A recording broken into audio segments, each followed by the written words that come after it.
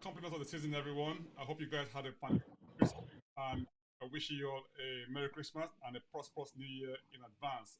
This is Come On You Spurs TV. Today we are previewing the match between Tottenham and Aston Villa taking place on New Year's Day at 2 p.m. kickoff at the Tottenham Hotspur Stadium.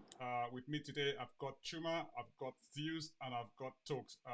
Tokes is a regular, Chuma is a regular, and Zeus is one of what I call the new kids on the block, if you like, and he'll be here. We'll see him in a minute. In the meantime, come on, you Spurs.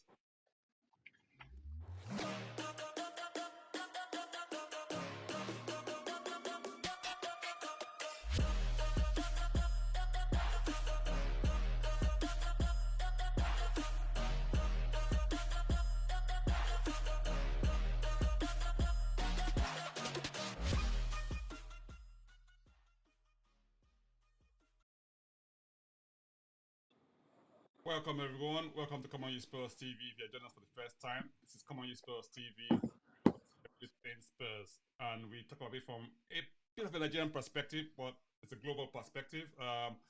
We've got some guests with me today, and we are previewing, like I said earlier on, the match between Tottenham and Villa. First game of the new year, coming off the back of what I might call a very difficult last half of the season. I mean, Tottenham have had what 9 games having to come back from behind. And before we do all of that, I'll just introduce the guests one by one. Zeus, welcome here. Welcome. It's very, very good to have you. I know it's your first time on this program. And for those of you who don't know this, who don't know Zeus, I'll give you a bit of a background. Okay, part of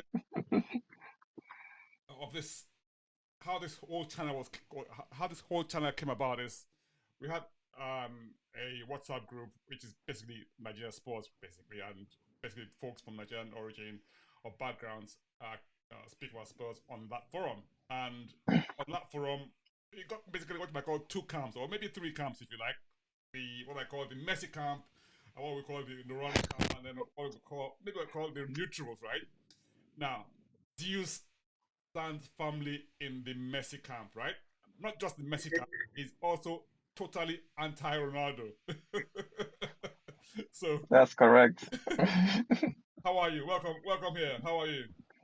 I'm fine. Good morning, everyone. Glad to be on the show today. Beautiful. It's good to have you. Talks.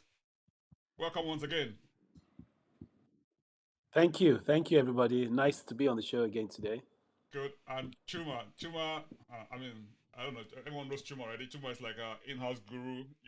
It's like a walking encyclopedia of football, not just Spurs, but football. If you like. How are you?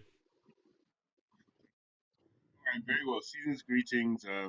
Rest in peace to Pele as well. We're having this is the first show after Pele passed away. Probably the reason most of us are football fans comes from him somewhere somehow. So yeah, rest in peace to the great man. Yeah, enjoying being on the show.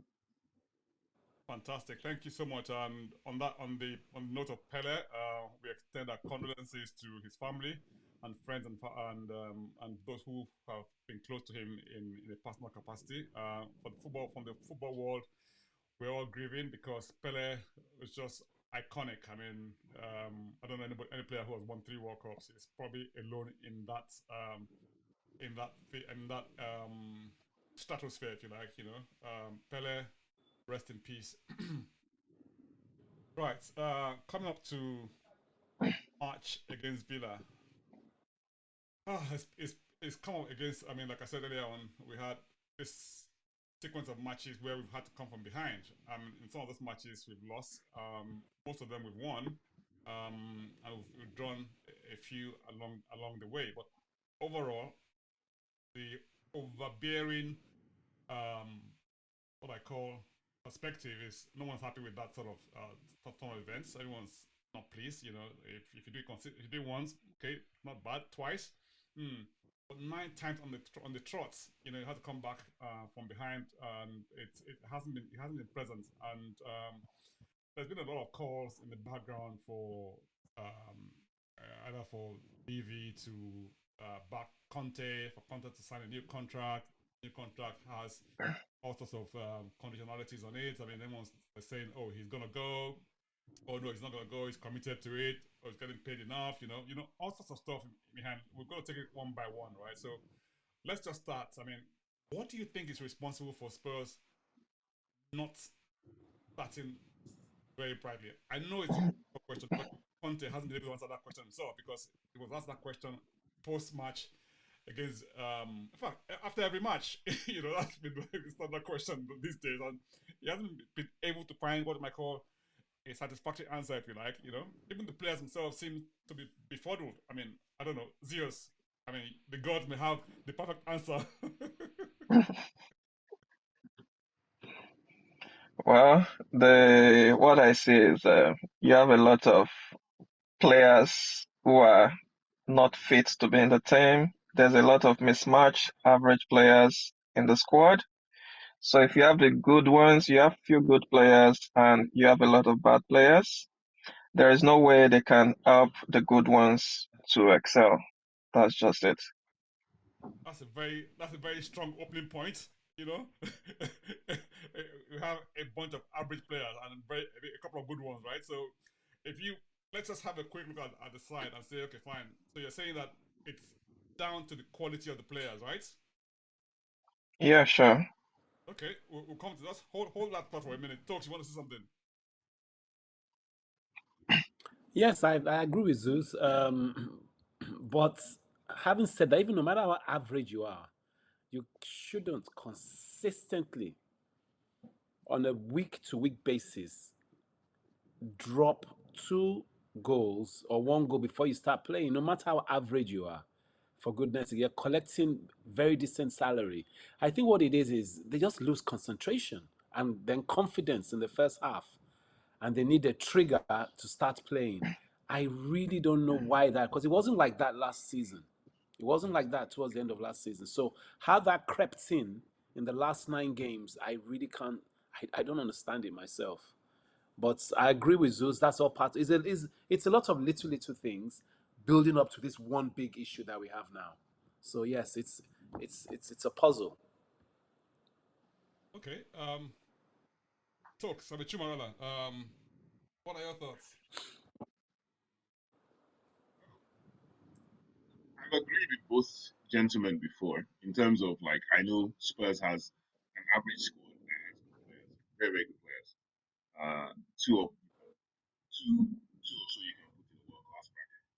It's However, sound seems to be cutting in and I'm out. of the I'm of. To the mic or something. Can you hear me? Yeah. Okay, we can hear you now. Can you hear me? I can Yeah. hear you guys. Yeah. But I'm of the opinion that if you complain about something and somebody in the same situation is excelling, similar to yours or even worse than yours, then your complaint is invalid. And I look at Newcastle, I look at some other teams that are playing quite well, even Brentford. Like on paper, Spurs' average players walk into most of their sides. So it has to do from higher up. It has to do with something Conte has tweaked or the mentality he has created and the way he sets them up to go and play. I agree, people like Dyer and the rest of them made mistakes in our last game, but where you consistently see a team conceding 1 or 2 goals, that is a tactical setup problem and it's a training problem. It's something that is inherent in them, and until he figures it out, my view is this: I'm a Bielsa man. I'm all out pressing, all out whatever. Just but every time I see Spurs start a game, they start very tentatively. So I've said it before. He's reactive like Mourinho. Mourinho and him are reactive coaches. They just have different ways of implementing reactive football. And reactive football, for me, most times will never really defeat proactive football. And every team that plays Spurs comes out proactively, and we're going to see it again with Villa. Okay. Okay. So guys, we're in a league, and obviously we're playing against other teams, right? So in that league, you've got sort of okay. Your benchmark is either yourself, for starters, you're competing against yourself and ensure that you be the best that you can be, given whatever tools you've got. That's the first basis, right? The second basis is that okay, if you're competing against other teams, you look at what you might call maybe the top 6 in quote teams around you, how well they're doing in comparison. So is it a Spurs related issue or something that it's an aberration which they're finding difficult to sort of put right. If you think about it, right, Liverpool started the season very, very poorly. They're probably just about what a couple of points behind us now. Same number of games, or maybe 4 points behind us, right? Chelsea are 8th in the league at the moment. United are 5th, and whether we like it or not, those are the teams that are going to be fighting for the top 4, top 6 spots in the rest of the league. I mean, for the rest of the season. Now, the two teams that you might call maybe haven't been featuring consistently in that top 6 lineup, as maybe, I don't know, maybe the only one has been Newcastle, and I think Newcastle can be put down to a number of factors. A, the confidence that has been built by the fact that, they can go out and buy any new players they want to buy because they've got rich owners. Or B, the fact that they've got a new coach who hasn't got anything to lose as such, because he's not a big time coach, he just plays the best that he can with his resources that he's got at his disposal. And C, you got players who are really, really hungry. I mean, a lot of people are saying that Newcastle players are average or they're not that great. Okay, fine. They may not have fantastic, what I call names on their team, as in star names. However, if you watch how Newcastle play, you see their movement, their application, the way they press, the way they sort of, they set up the game, they run so much. It's amazing. I watched them against Leicester, and right up to the 90th minute, I'm talking of injury time, they were 3-0 up, but they were still pressing like as if they were down. They were still pressing in Newcastle's third. Sorry, in Leicester's third half of the match, of the field. So that tells you a lot, which in a sense I'm agreeing with what Chuma says in terms of what the coaching setup is like, and maybe the mentality of the players. So, like Conte said, there's plenty of work to be done. Of course, when there's work in progress, you'll always see anomalies like this. I mean, invariably. I mean, I'm not a sports scientist, but I do know that in most cases, you find that while you're trying to improve a team, you find phases in the stages of your growth that show you up as not to be where you need to be. In terms of being front foot or back foot or reactive, right? Now, one would say that okay, Baeza is a front football player and all of that. He plays front foot football. What has it got him? Has it gotten anything as a result of playing front foot football as in terms of titles and all that? Who knows? Reactive football, the proponents are who? Mourinho, Conte, and who else? I mean, maybe Mourinho and Conte are the big ones, right? But if you look at on a scale of what you might call people who have achieved a lot in football, so I mean, over in the last few years, I mean, you probably will count Mourinho very high on that list, and Conte won't be too far behind, even though he hasn't got that much in terms of trophies as far as Mourinho is concerned. However, if you're counting elite managers, right, you would not but have him in that list of elite managers. Zeus, I know you have this view on elite managers and how sort of characterize those managers. So it's a mix of management. It's a mix of players. It's a mix of team culture, attitude of players. Coaching and a lot of other factors as well. I mean, transfer market and all the politics that goes around football. I mean, I know Conte has come up, and we'll come to Conte in a minute. I mean, but yeah, you go first, Zeus. What do you think? Front foot football. For front foot football now, the thing with this set of players, you could get a front foot coach. They're gonna start well at the beginning, but I don't know. I don't want to say the word, but there is that word which should not be said, which we've been using for years, that starts with sports. You add something, a suffix to it. It's I don't know where it all started from, but the hierarchy from the owners down to the coaching line and the football players themselves, I think there are not, it's more like a square peg and round hole. Conte is a good manager. in the sense that if he has the players he wants, he can do well. The kind of players we have, you could get a bottom table manager to manage them to play the front foot football. They're gonna play the front foot football. But getting to the stage where we need to be, it's where they're gonna falter. That's just a drawback. So if you're getting an elite manager, get players that match his status. If you want to retain these same players, get a low quality manager. They're gonna play the front foot football with a low quality manager. Like during the days of Pochettino, you could see Pochettino imbibe this philosophy in the players, but there was always that drawback. They're gonna play well with a non-elite manager, but there will always be that drawback. If you get a Bielsa, they'll play a system for some time, but it will get to a point where they break down. So I don't know if it's spiritual issue. It's thank you. You think some people, right? Okay.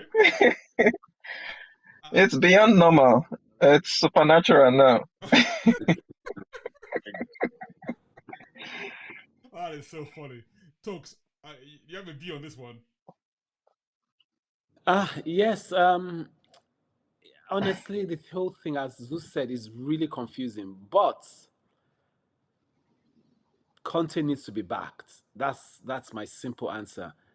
Exactly what Zeus is saying. If you have an elite manager, give him elite players. Now, the players we have, I don't think they're as bad as we are saying they are.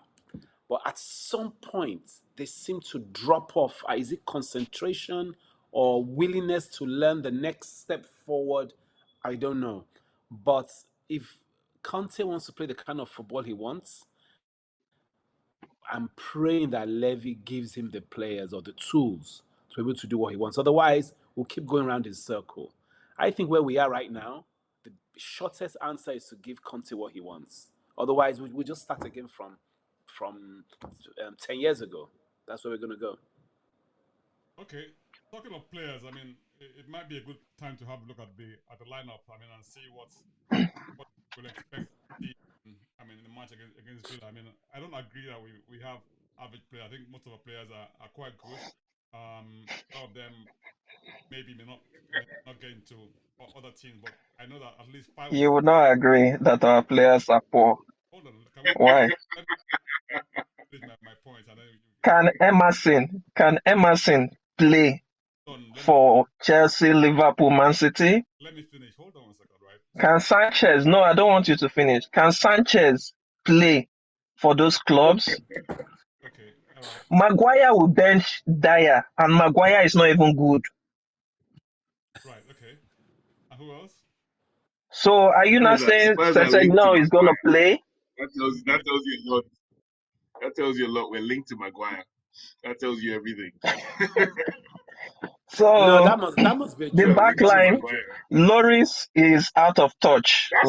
He should go to the Qatar, the China to earn his pay. Okay, I don't agree with you. Yeah, it's not a joke, folks. We're linked to Maguire for real. I'll tell you why. So, really? Hold on. Let me explain why I don't agree with your assertion. Right. For most teams, when you want to build your spine, right, you always build your spine with a goalkeeper, a good central defender, someone strong in the midfield, and someone really strong in the attack, right? And you build everything around those four, right? Lloris, for me, is a world-class goalkeeper, whatever you may say about him, right? Okay, he has some howlers now and again. However, hold on. He has some howlers now and again, but he will walk into most teams today. The only teams he won't walk into maybe Man City, what's the word? And Liverpool. Yeah, but he will. But why not? Why wouldn't he walk into those two teams? Yeah, because you have what's that guy's name? Alisson Becker. He can't use his feet. Well, he can't use his feet. Right. And in world football right now, you play out from the back. Right. So everybody has their strengths and okay, Alisson Becker can what's the word? I mean, he's a possibly all-round goalkeeper, if you like. He does everything. Very strong. He's very strong. He's very agile. He reads the game very well, which Lloris does very well. The only drawback he might have against Lloris might be, okay, it's not that great with his feet. Fine, everyone has their weaknesses. However, if you look across the back line. Yeah, but if the weakness, plays into your system, because you have three centre backs, so it's the job of the goalkeeper to either distribute to one of the centre backs going wide, or the central centre back who goes into midfield. So he needs to pass. He can't make it go long. So if you're playing that kind of football, it's imperative that your goalkeeper is confident on the ball, knows how to pass. Lloris has had this problem for the last 10 years. I've always said this thing: if a player isn't growing, you have your chance to sort of say. I mean, can't when I finish, right? So, okay, I'm sorry, I apologize. That's okay. That's all right. Now, I mean, in the what's the word? Center of the park. You have, for me, I would have Romero there, right? Romero. In the middle, you have Bentancur and Højbjerg, right?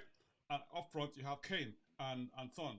Now, for me, that is a solid spine to build around. And very few teams in the Premier League now would not bite your hand off for that lineup that you have. I mean, in a as a spine, right? Now, the players around them, then look at, okay, so who are the players around them? Up front, you have Richarlison, you have Kulusevski. I mean, those guys will walk into most teams in the Premier League today, without a doubt. So, I mean, when you say we're average, I'm thinking to myself, where's the average coming from? Okay, we have Bissouma. Bissouma might not be your greatest person, but he hasn't done so well. But he's still adapting. This is the first time. This is the first season he's playing for us. But he was really good at Brighton. I mean, there's this allegation that he's been coached into mediocrity, but that's just, as far as I'm concerned, nonsense, because he hasn't adapted enough just yet. But there have been some games where he has been outstanding. I think he played a couple of games and was really good. The last match against Brentford, I think, was a little bit dreadful in the first half because of a number of factors, but he got his act back in the second half, and he worked a lot better. Højbjerg, for me, is probably one of the most underrated players we have in the league today. For me, he's such a vital player to our system, and he's so good at what he does. I mean, he and Bentancur in that midfield have become like what you might call a superb revelation for us, because having both of them in the middle of the park has been absolutely fantastic for us. Okay, who are the guys around there? You have Perisic. You say Perisic is not a good player? Is that an average player? By all means, no. There's no way you call Perisic an average player. Perisic is world class by any standard. By any standard. So if you come and tell me we have average players, where's that coming from? I mean, Longley, okay, fine. He spent 5 years in Barcelona.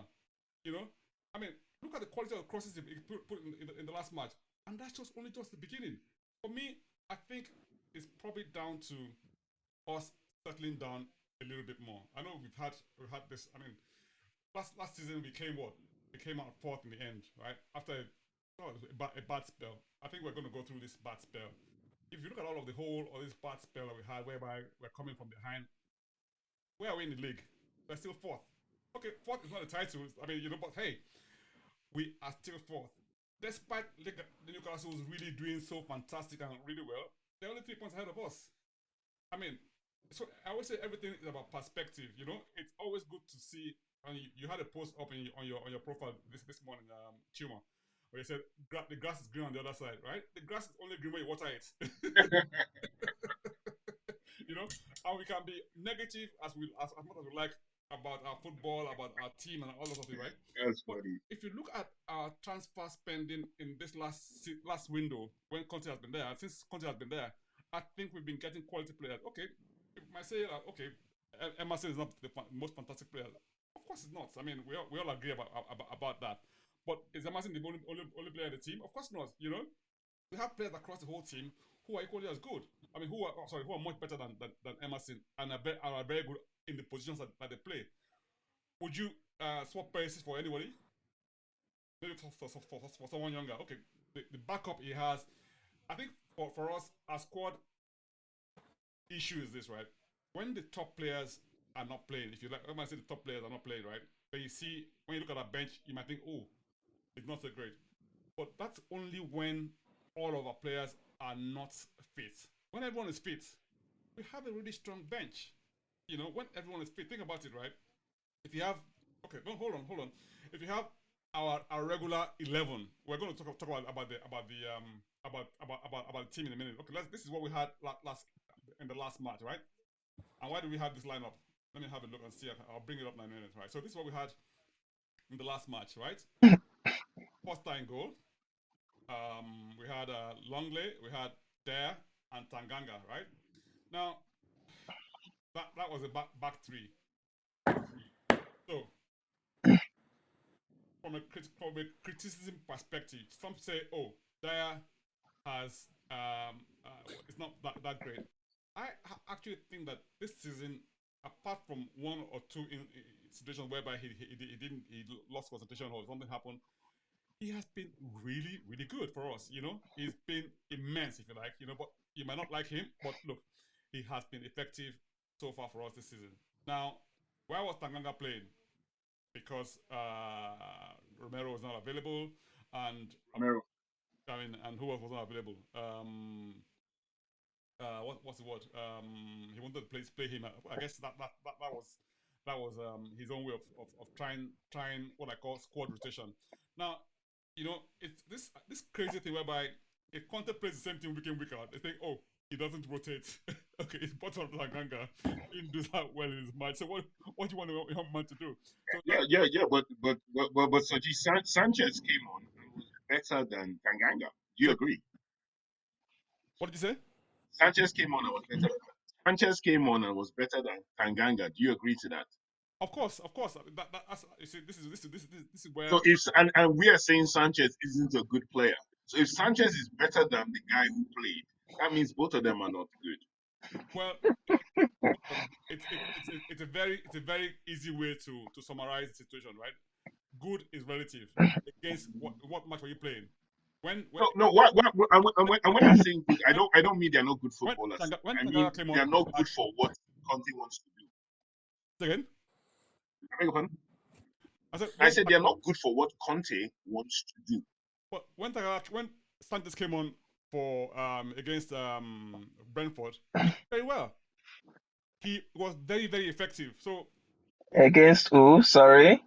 the only player was in front of you, and he came in and he did the job. Against who did he play? Brentford. Okay.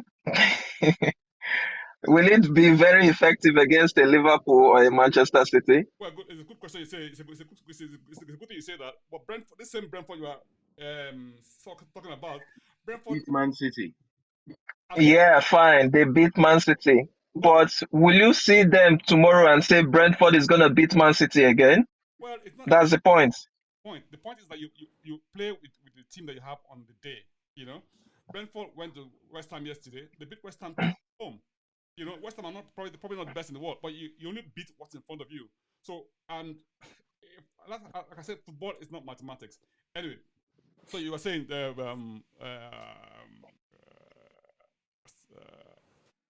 Chuma. Okay, so my view is this. I look at this lineup now for okay. So I have this thing. So you guys all know that my whole bent is on tactics and stuff. I love tactics. I think tactics overcome player deficiencies to a point. And yes, he likes to play this three-man back line and stuff like that. But the longer it's gone on, I thought last season the thing about football and tactics is other teams have analysts that are watching you. Somebody is paid money to analyze your team and your weaknesses and your strengths, and they sussed it out. They sussed out how he plays this back three.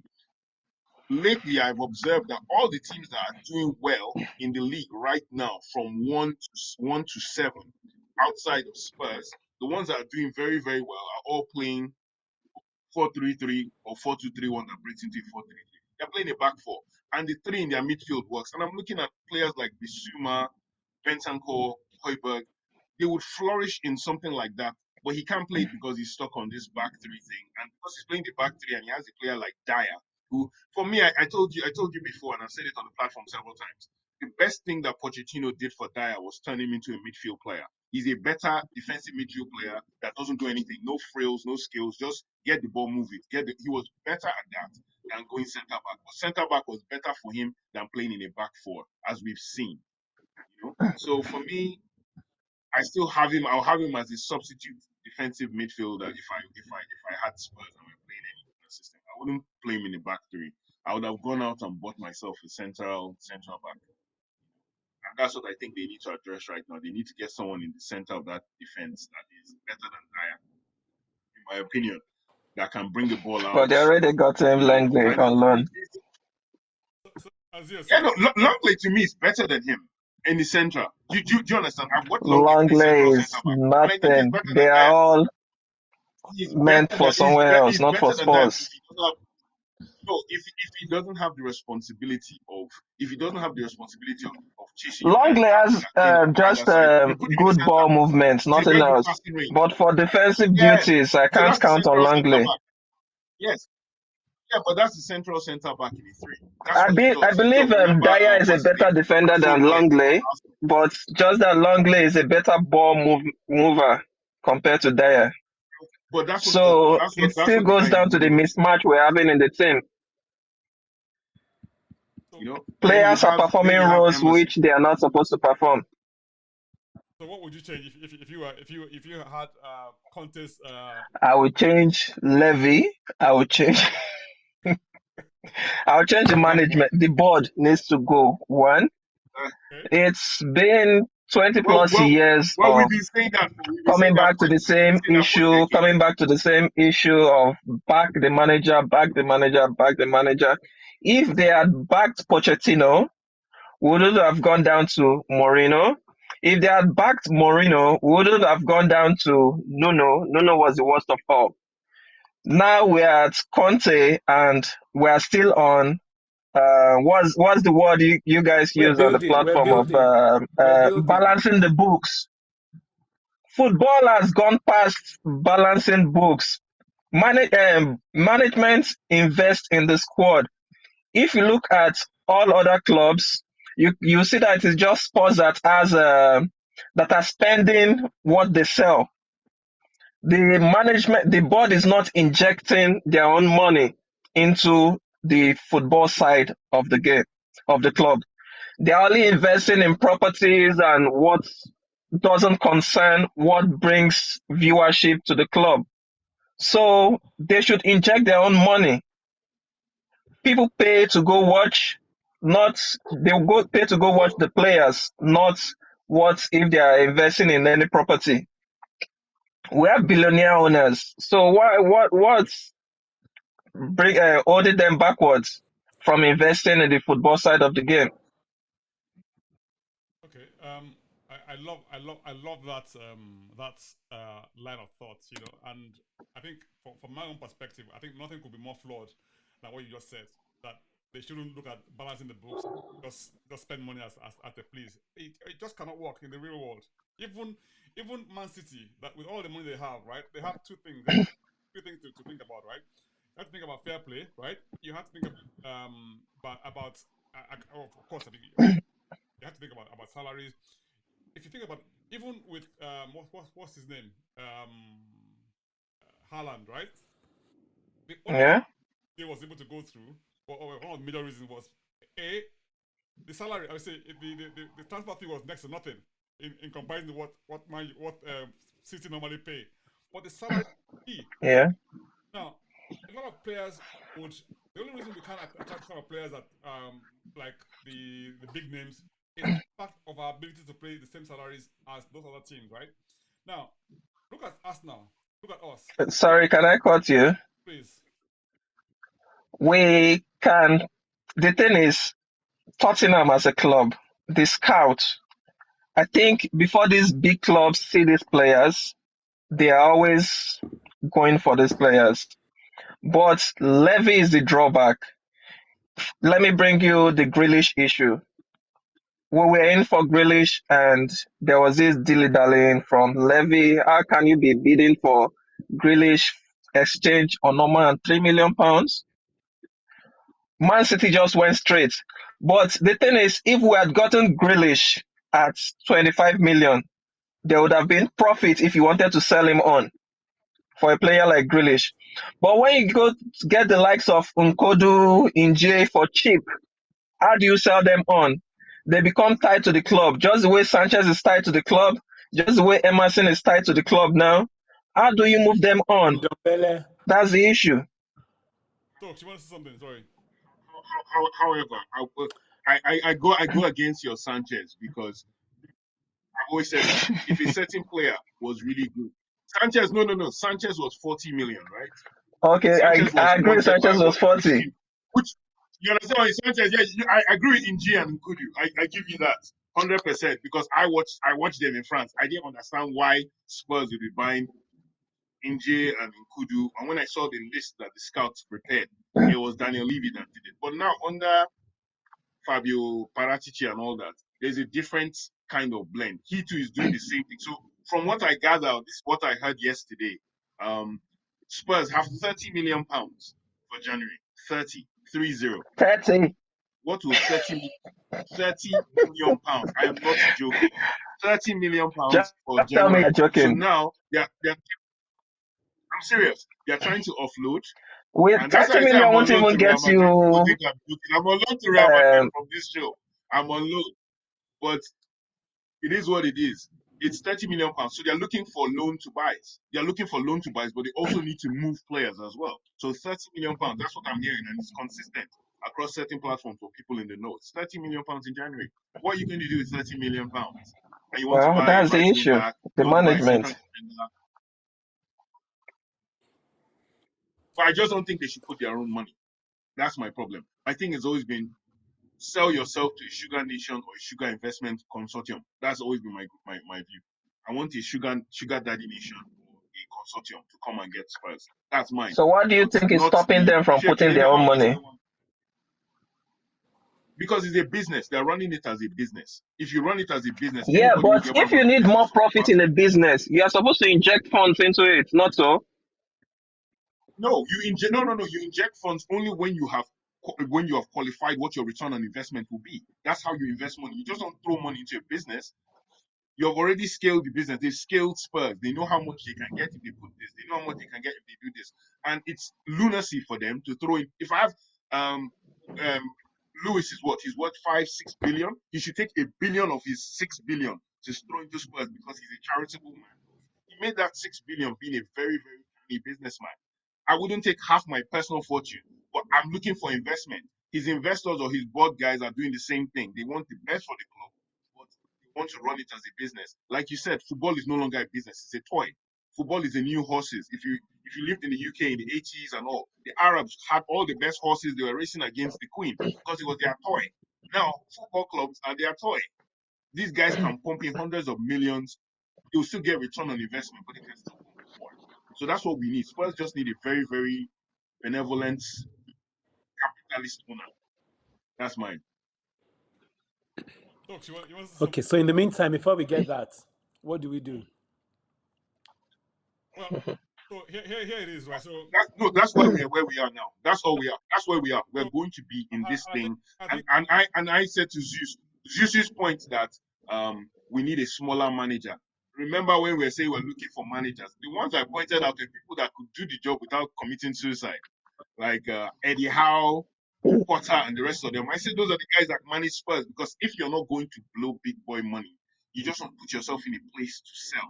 And I felt if the stadium ran for 2-3 years, Daniel Levy and Co would sell and they would leave us alone. Instead, they've gone elite manager without funding him, which now gives you the illusion of hope. And that's the thing as Spurs fans is hope, hope, hope, hope, hope. If they had gotten a little manager, keep doing the same thing, Champions League, somebody will come and buy us and get rid of them. That was my hope. But now that they've gotten an elite manager, they won't leave. They're not going to leave. So we're going to be in the same place till they leave. right. I think Wow. so. One of the things about we people fail to appreciate is the fact that look, at the end of the day, we don't have the same level of money available as the other teams that we're competing against. So is this myth that we have some sort of money somewhere that we're not spending? No, we don't have it. You know, if anything at all, we are probably the ones that owe the highest amount of money in the Premier League as at the moment, right? We owe nearly 1 billion pounds. No one has close to our debt level in the Premier League at the moment. So, and from a business management perspective, there's no way on earth that Levy is going to risk exposing, putting us under that sort of risk. And there's always an element of risk, even in the very best players. Okay, it's gonna if you look at in the last season, we say, oh, it's not backing manager. We're not backing the manager. We had Lo Celso, we had what's his name, Ndombele, we had what's his name, Højbjerg, all came at the same time, right? They came in the same. Were they asked for by the managers? Again? Were they asked for by the managers? They were big. Were they asked for by the managers? Well, I mean, they're big money signings, but were they signings for the manager? Or were they signings by the club? As far as I understood it, they were. I mean, so I don't know. But they were big money signings as far as Spurs are concerned. Spending 60 million pounds on the player, 40 million pounds, 50 million pounds, you know, on Ndombele and Lo Celso. None of it worked out. But those were not the players. If I recall well, was Pochettino when he was still there. I think. When did we get Ndombele? When Poch was still there? Yeah. So he needed Bruno Fernandes. It was Bruno Fernandes he needed. Levy didn't sign Bruno Fernandes, but Levy went on later to spend 60 on Ndombele. When Jose came, Jose needed a screener to come in, but no, he got him. And what's this guy's name? Rondon. Where is Rondon now? So Levy keeps signing players he wants, not what the manager wants.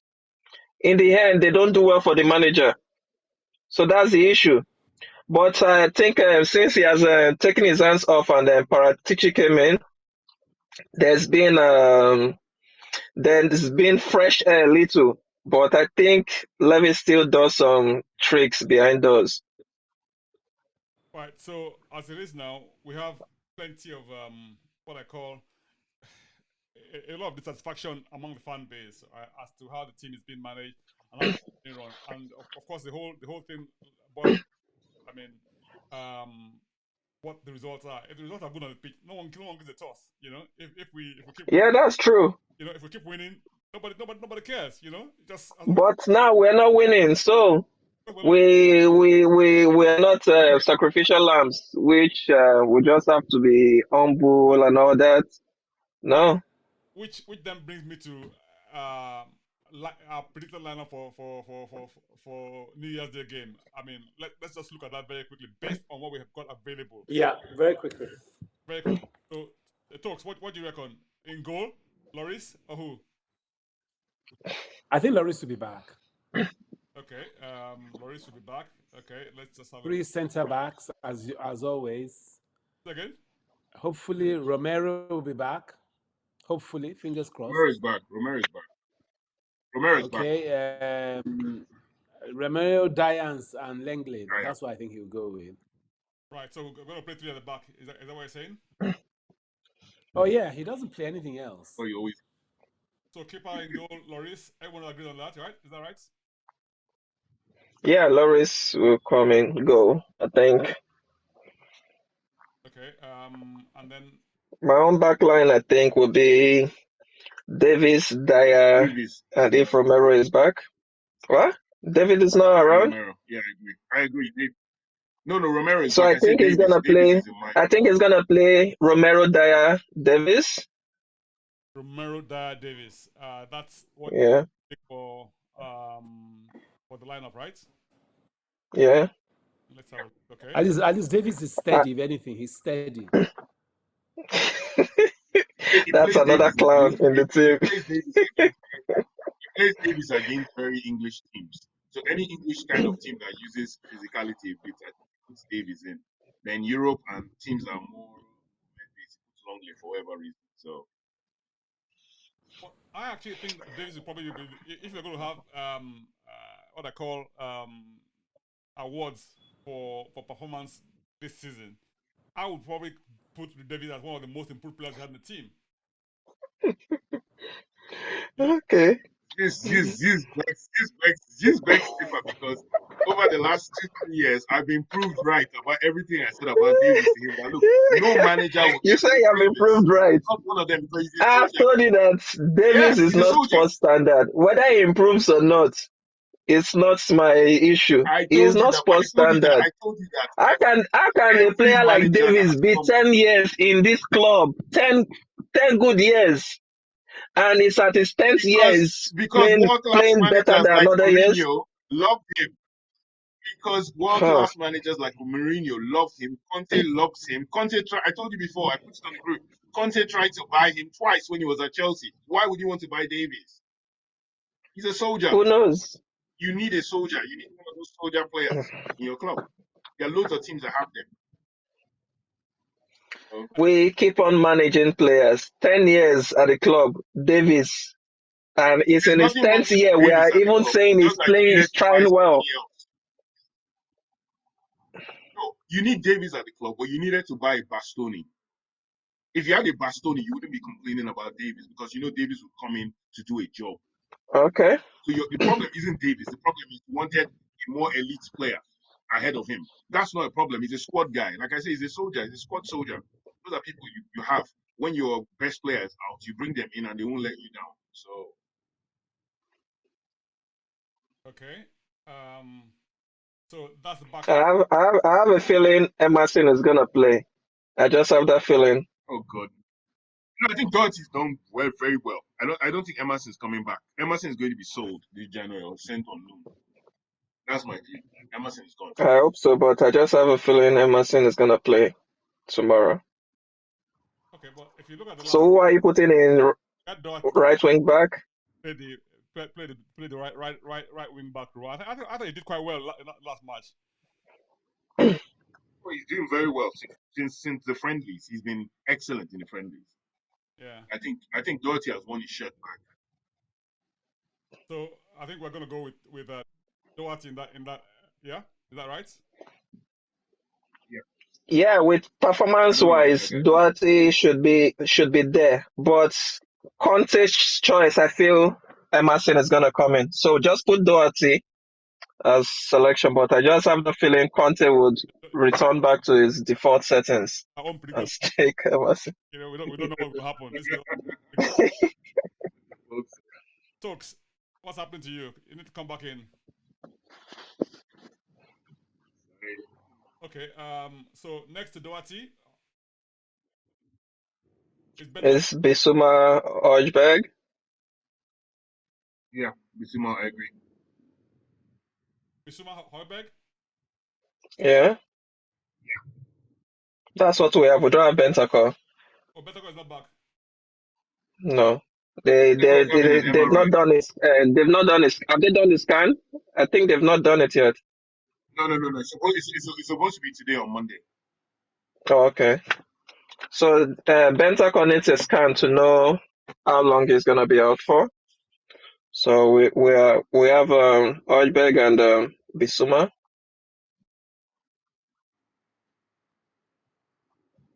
Then I think Perisic should be in left wing back.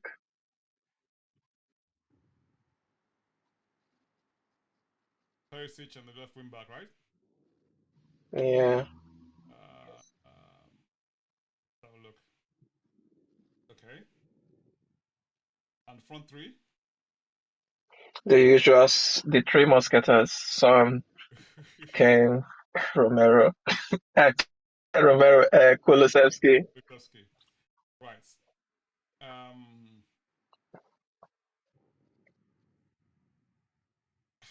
This is something that a lot of people talk to me about, and they tell me that okay, Son hasn't been as great as he has been since he won Golden Boots.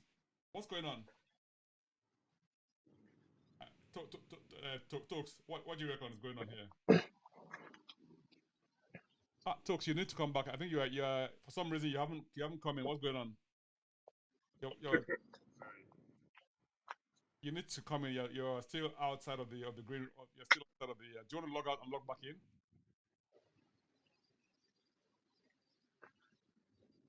Right. Chuma. Yeah. What do you think is going on with Son? I think he's trying too much. That's my view. I think he's overthinking a lot of things. He's not letting it flow naturally. And ever since he won it, I think he wants to score more goals. It's not flowing because he's trying too hard. If he just lets it go, I think he'll score way more. He overthinks it. Sometimes I see him cutting. I'm like, bro, don't think about passing. He'll now think about passing. Shoot, don't shoot. So I don't know. I just think he's overthinking it, and the pressure of the thing is getting to him. But also to the lack of, I don't know how to say it, but he's never been a wide forward in that sense in this back three formation. He's not that guy. I would have changed the system for him, but Spurs don't have the creative players I from was about midfield to coming to that creative. I think the drawback for Son you is understand? Yeah, there is a point of you when you do things, you work too much, and you get to a point. Will I say it's a dissatisfaction, or there is a point whereby you are a endless workman, and you get to a limit. You just get to that limit, and you get tired of doing things. That's what I think. So if there is that creative midfielder to help the midfield and help the attack, I think Son is gonna flourish well, better than this. So probably so he's the just way tired, or even Kane too. You can see Kane, if not that he doesn't fit they the are role. doing a job. He doesn't fit the role. Yeah, yeah. I don't Sorry? think Son fits the role. I don't think Son Yeah, fits the role. So we all know that when Conte played this thing at Chelsea, he had like Pedro, Hazard. So Pedro and yeah, Hazard are guys that are like they are quite creative. He likes to use people who can play 10 positions. So Kulusevski is basking in this because Kulusevski can play 10, he can play wide. So yeah, it's good for him. If you notice, Kulusevski's numbers are good regardless. But Son ebbs and flows because Son likes to run onto a pass to score. Son is not, he can carry a ball on his feet, but watch him, he always turns over possession. So he's not a yeah, 10. He's someone that can play alongside Kane with somebody feeding them. But because Conte doesn't trust his wing backs, he can't now make Kulusevski 10 playing behind Kane and Son, which honestly to me, I look at it and I believe that that's possible. Just have Kulusevski not play wide, but play behind these two guys if his wing backs were good enough. But unfortunately, they are not. Well, Perisic is, the right side isn't as much. If you had better personnel and also better personnel in midfield, as in one of them was still tackling but can pass. You look at people like yeah, Brozovic that you had in Inter. Brozovic is a destroyer that can pass very well, very creative guy. So if Spurs had that, I still think if Spurs had gotten Sofian Amrabat, it would have been good because if you watch that World Cup, Amrabat put in so many through passes that it was shocking. But they couldn't finish off because Morocco didn't have very good 4-9 strikers or wide players, apart from Hakimi and the rest overlapping. But someone like that in midfield, and Bissouma, I believe, can do it too, but I don't think his instructions are that. So I don't, yeah, it's killing Son. Son playing that 10 on the left side is killing him. He's killing his game. He's not that guy. He's just a guy who runs on and scores. He's a forward that scores goals like Cristiano Ronaldo used to do. But he's not Cristiano Ronaldo technically. He's that guy. He's not that. He's that guy. Just come in, cut in and shoot, cut in, shoot, cut in, shoot. That's what Ronaldo. Once Ronaldo lost that, that's his career was was ebbing as we've seen. So sorry for bringing up Cristiano Ronaldo and again, but that's So what's going on? Since you have left out of the equation, what's going on? Tell me. You've been going in and out of the transmission. Can you hear us, Stokes? Yes, can you hear me? Yeah, Yeah, we can hear you I now. don't know. I think it's my network. When we have power change, so Right. Okay. it cuts me out. Yeah, it's good to have you back. Sorry about that. Right. We had lineup Yeah. so far. I think lineup for us. So we have so far for the kickoff 2 p.m. on New Year's Day is what we're predicting is Lloris in goal, right? Romero, Yeah. Davis across the back line, and so we're playing 3-4-3, right? So Doherty, Bissouma, Højbjerg, Mhm. Perisic, Kulusevski, Son, and Kane up front. Yep. Mm-hmm. Right. So This is our best lineup. My only challenge is our bench. We have nothing on the bench. right. So no what's that man's name on the bench? What's that young man's name? Oh, Lucas. Lucas is I think Lucas is going to get married and is injured as well, so he can't play. We have you. We have no bench. We have We have absolutely no no bench. We Richarlison. have no Richarlison. We have no Lucas. No Bentancur. We have no one in attack for on the bench. Well, we have Hill. We have no bench. Like you have Brian Hill. You have Brian Who? Hill. Come on. Oh, Brian You have Hill. Brian Hill. Paperweight. No, that is fair weather. Is featherweight. Yeah, Paperweight. Next week. Paperweight. I think this is Featherweight. where the squad is crying out for an upgrade, you know, and where you have injuries to key players, you don't have so much of a backup to. You could have gotten Malinowski in the summer. Hmm. You could have gotten him in the summer. I don't really rate that guy anyway. It's not about rating him, But he's better than any other thing. He's better than Brian Hill. You know what I mean? He's better than Brian Hill. I would have let Brian Hill go on loan. I would have gotten somebody else that can at least that can come in and play, as opposed to him. He doesn't have to be great. It's just, you know, you don't have anybody. And then also our youth setup has also been very, very complacent. They are not producing anything or anyone. Like I said before, the Emerson issue for me was, are you telling me there's no kid that can play right wing back in Spurs, this under 23s, under 21s that can come in and do the job? But end of the day, we still got Spence, and we found out that Conte doesn't like Spence. That's all I can say. He doesn't like Spence. I get why he doesn't like Spence. It's a political point. But to say Spence can't play better than Doherty and things, I'm sorry. That's why Chuma, I don't get it. Why cut your If you say it's a faces political point, Chuma, but he's being paid to carry out the job. He's paid to use those players. No. So I remember reading a very good article that said your job as a football player, you're paid to train. The coach is paid to train you and then decide what he wants. Yeah? Now, this what he wants, so not what best fits the club, but what he wants. We've seen it before in history. Certain managers are benching guys that you know are very good players, but the manager himself doesn't care. And I get it from a political standpoint. Conte wanted a right wing back. He wanted his own kind of guy, Dumfries or whatever he wanted to buy at the time.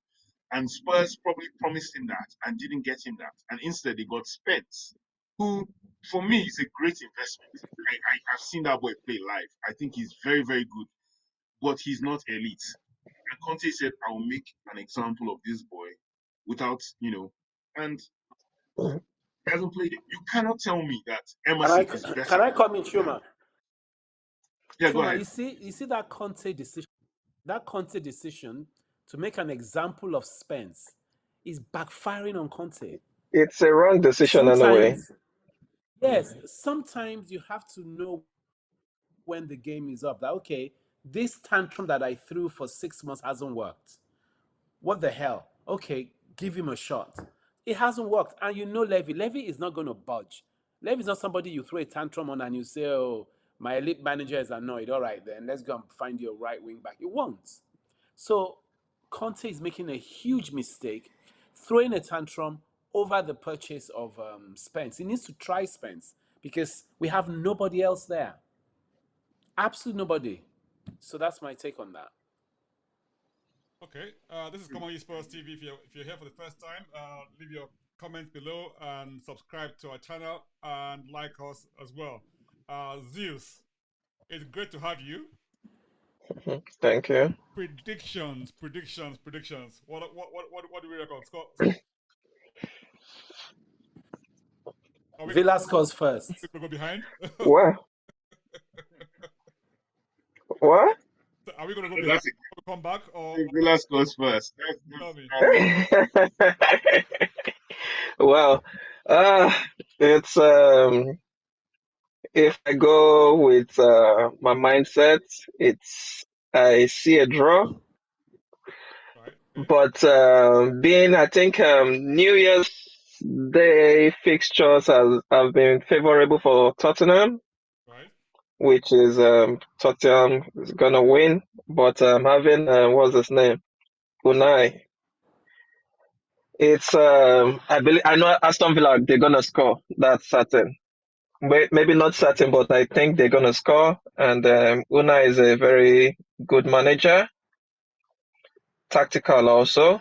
He knows how to get results, and so maybe I wish Tottenham to win anyway. Let me put it that way. Let me be positive.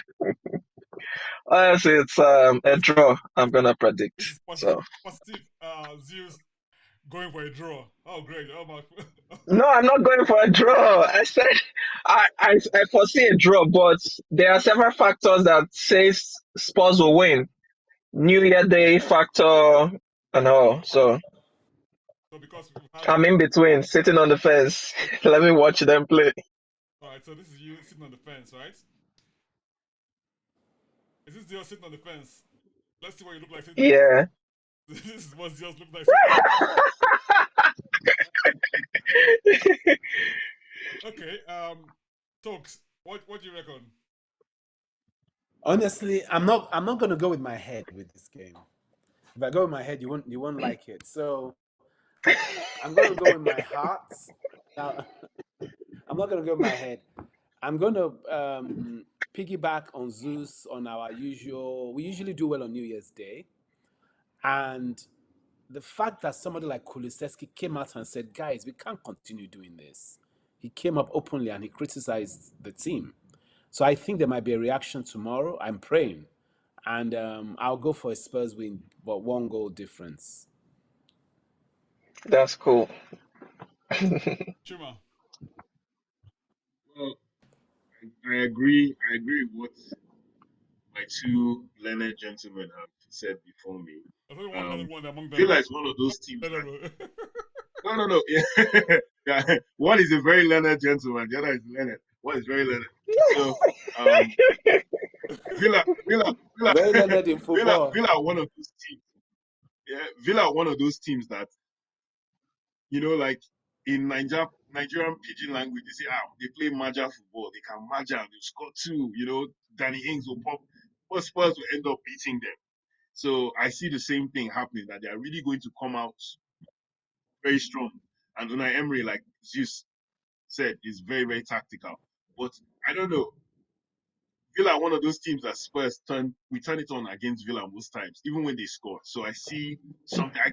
I could even see, honestly, like this is madness. Maybe it sounds like madness to everybody. I could see a decoration. Spurs could decorate those guys very well. It's one of those things that they like to give us hope when our hope has gone down. So now everyone is Spurs the camp. Our hope is down. That's when Spurs now give us a 4-1 or a 4-2 or a 5-1, and then they take us up again and then they crash us again. So at the moment, everyone is down after the Brentford game. So This I think team won't kill. This team will go kill somebody.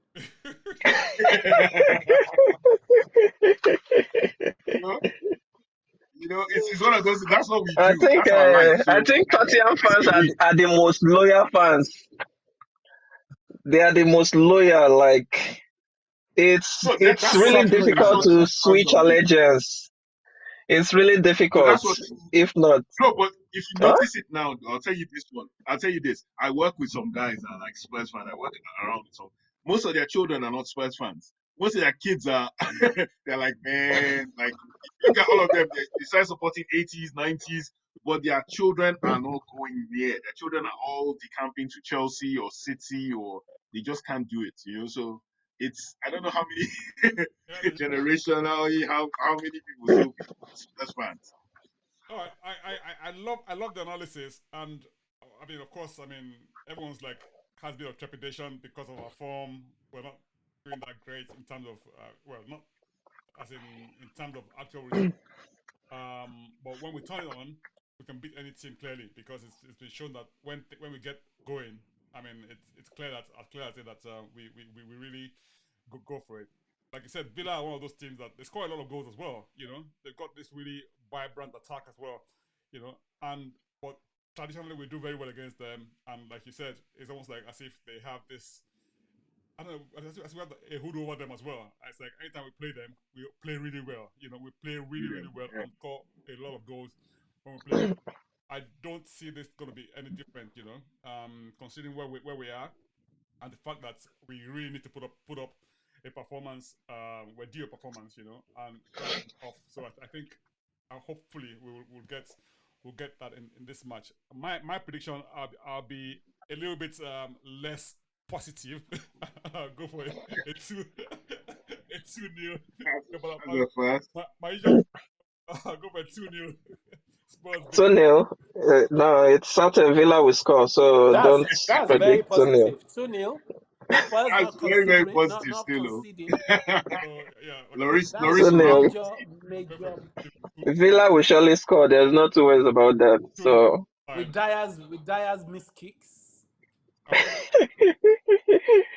Daya act like what face that scored is how many own goals yesterday? Oh, Two. 2 goals, man. 2 goals. That guy is the best in striker 7 that the other minutes. team had. I felt bad for that guy. I felt so sad for him. Right? I like the guy. He's a good defender anyway, but probably was just unlucky yesterday.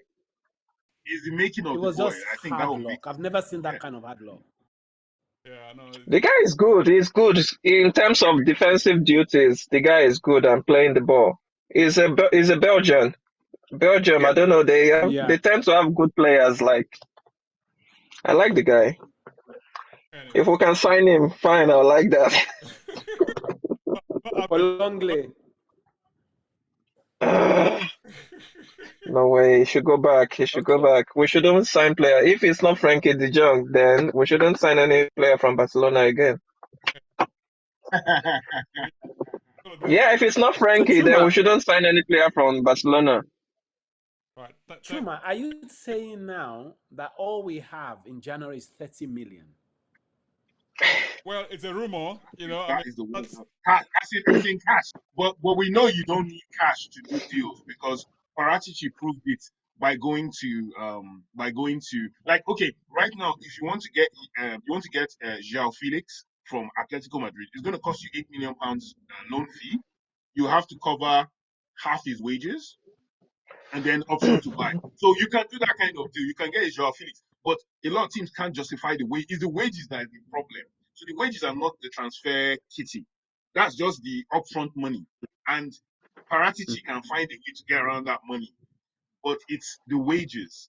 And that's why Spurs go for I like Felix at Tottenham too anyway. Yeah, but you're not. The guy is good. Daniel Levy is not going to pay him 150 because that boy is almost on 300k. You know what I mean? So it's like it's the wages that's always been Spurs' issue. It's not really the money; it's the wages. Levy refuses to break wage budget the wage cap for any. Yeah, so that's where we we are. can get loads of great players on loan, but we're not going to pay. We're not going to pay 100k for a loan per week or 200k for a loan weekly signing. No. But yeah, you can get. I look at Joao Felix and I said to myself, if you got Richarlison out and you can go and get that boy on loan, why don't you get him on loan? And he's creative as well. He's actually a guy that can play that 10 behind the striker well. Very well. Yeah, but Daniel Levy. That's the factor, the drawback for Fingers Spurs. Crossed. I hope they don't ruin my New Year's Day. Well, let me be positive according to what Soji wants. So hopefully, home advantage also will win. Yeah, so that's what we're all looking forward to. Yeah. If you're watching us from wherever you're watching, we're going to have a live stream on the day after the match. We're going to have a post-match review. It's going to be live here on ComeonyespursTV. Join us via YouTube. Hopefully, some of us will be sober because Spurs can drive you to drinking. For those who are out there as Spurs fans, young Spurs fans. Early kickoff, so I think you'll still be with it by the time. For real. Early kickoff again.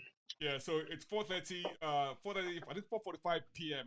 That's the time to rise. Is it early kickoff? I thought it was 2 p.m. Yeah, it's 2 p.m. Yeah, it's 2 p.m. That's the first kickoff. That's kickoff. 2 p.m. Yeah, so still early kickoff.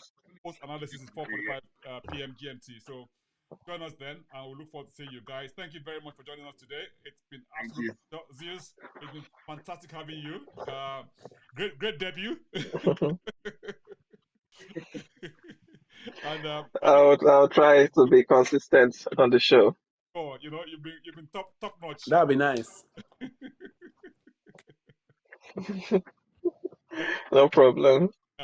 Talks, great having you as well. I know you've had a bit of network issues connecting and backward, but hey. Yeah, sorry about that. You know where I'm located. You know the drill. Yeah, part of Spurs resilience. You showed that today. Keep coming back. I kept coming back and coming back. It's a change in power. Once the power goes, I know. The thing goes. And just do what you need to do. But thank you so much. Exactly. And Mr. Chuma, always a pleasure having you. Always a pleasure. Thank you, guys. All right, gentlemen. All right. Happy New Year in advance again. Take care. Enjoy.